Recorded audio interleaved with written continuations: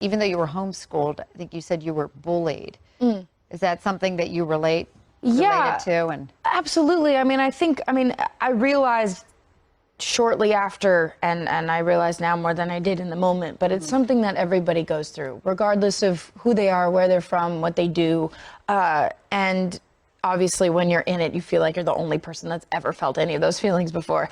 And I had a lot of social issues in school. I didn't necessarily find my groove quick enough. And I felt, I was confused a lot of the time. And I've, started homeschooling, and that's really where I started to thrive, and it became more about the work, and that's where I needed to focus anyway. Yeah. So I definitely had a lot of connections with this character in that sense. Were you homeschooled because of the bullying?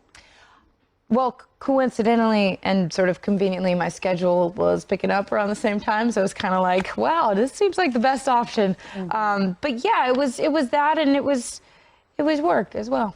I read, the extent of the bullying was that kids were calling you in the morning with phone calls, threatening phone calls. Yeah, I know you don't want to go back to that dark place, but yeah. It was a lot.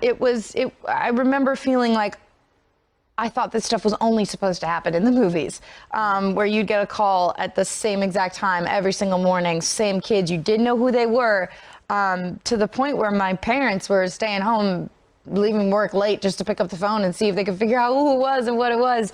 But again, like, I wasn't the only person they were calling. They were, it's not, I never wanted to make it seem like they were out to get me. I know that a lot of people, all of us, everyone, whether we're at work or in school, we go through situations like that, and it's not easy, but we all go through it. Have any of the bullies reached out to apologize now that you and older? Because I feel like I hear that a lot, that later in life they'll call back and be like, I'm really sorry about that. Yeah, no, that hasn't happened, but you call right now. They know who they are, and you should be ashamed of yourself. No, it's all good. But for kids who are going through that, though, what advice do you have? I guess it's so much easier said than done, and for me, I had my parents and I had my friends and mentors telling me, like, it's all gonna be okay. Tomorrow's a new day. Everything's gonna get better.